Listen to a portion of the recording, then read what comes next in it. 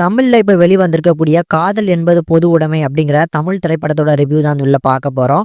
So இந்த படத்துல நம்ம லிஜிமல் ஜோஸ் தான் லீட் பண்ணி நடிச்சிருக்கிறாங்க. ஸோ படத்தோட கதை என்ன அப்படிங்கிறது மேக்ஸிமம் ட்ரெய்லர் பார்த்தவங்களுக்கு கண்டிப்பா தெரிஞ்சிருக்கும்னு நினைக்கிறேன். தெரியாதவங்களுக்கு கதையை சிம்பிளா சொல்லணும் அப்படின்னா நம்ம லிஜிமல் ஜோஸ் வந்து இந்த படத்துல சாம் அப்படிங்கிற கதாபாத்திரத்துல வராங்க. ஸோ இவங்க ஒரு பொண்ணை காதலிக்கிறாங்க. இந்த பொண்ணை காதலிக்கிறதுனால இவங்களோட பேரண்ட்ஸுக்கு இந்த காதல் பிடிக்கல.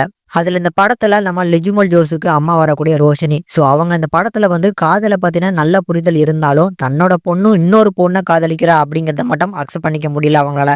இப்படி அம்மா மட்டும் இல்ல அப்பாவும் அதே மாதிரி தான் மைண்ட் செட்ல இருக்கிறாரு. இப்படிப்பட்ட இவங்களோட பேரண்ட்ஸுக்கு வந்து நம்ம லிஜுமல் ஜோஸ் எப்படி இந்த காதலை புரிய வைக்க ட்ரை பண்றாங்க, கடைசி அவங்களுக்கு புரிஞ்சுதா இல்லையாங்கிறது தான் படத்தோட கிளைமேக்ஸ்.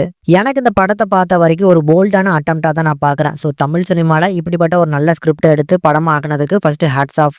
ஏன்னா அமெரிக்கா, ரஷ்யா மாதிரியான வளர்ந்து வரும் கண்ட்ரியில கூட இந்த எல்ஜிபிடி அப்படிங்கிற கம்யூனிட்டிக்கு அகென்ஸ்டா இன்னமும் நிறைய பேர் இருக்கிறாங்க. ஆனா இந்த எல்ஜிபிடி அப்படிங்கிற இந்த கம்யூனிட்டிக்கு ஆதரவு கொடுக்குற மாதிரியான படங்கள் தமிழ் சினிமால இருந்து ஒரு சில படங்களும் வருது அப்படிங்கும்போது கண்டிப்பா பெருமையா தான் இருக்கு. ஸோ அதை ஸ்கிரிப்ட் வைஸாவும் நல்லா ஹேண்டில் பண்ணியிருக்காரு இந்த படத்தோட டேரக்டர். அதுல படத்தோட ஃபர்ஸ்ட் ஹாஃப்ல லிஜிமல் ஜோஸோட அம்மா வரக்கூடிய ரோஷினி. ஸோ இவங்களுக்கு காதலை பத்தின நிறைய புரிதல் இருக்கும். ஆனா தான் பொண்ணு வந்து இன்னொரு பொண்ணை காதலிக்கிறா அப்படிங்கறத மட்டும் அவங்களால அக்செப்ட் பண்ணிக்க முடியாது. ஸோ அதை ரொம்ப அழகா ஹேண்டில் பண்ணி காமிச்சிருந்தாங்க.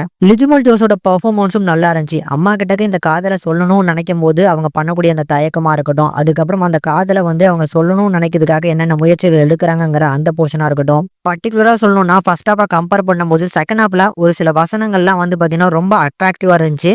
ஸோ நம்ம பார்க்கக்கூடிய ஆடியன்ஸுக்கு நமக்கே இந்த மாதிரியான கேள்விகளை வந்து பாத்தீங்கன்னா எழுப்புற மாதிரி தான் அந்த கேள்விகள் பதில் எல்லாமே இருந்துச்சு. அதுல பர்டிகுலரா ஒரு டயலாக் என்ன அப்படின்னா ஒரு பொண்ணு கேட்கும். ஸோ நம்ம லிஜிமல் ஜோஸோட அப்பா கிட்ட உங்ககிட்ட வந்து பாத்தீங்கன்னா ஒரு பையனை கல்யாணம் பண்ணி வச்சுட்டு அந்த பையனோட நீங்க வாழ்த்துருவீங்கன்னு சொல்லி உங்களோட பேரண்ட்ஸ் பண்ணா எப்படி இருக்கும் அப்படிங்கிற மாதிரியான ஒரு வசனம்.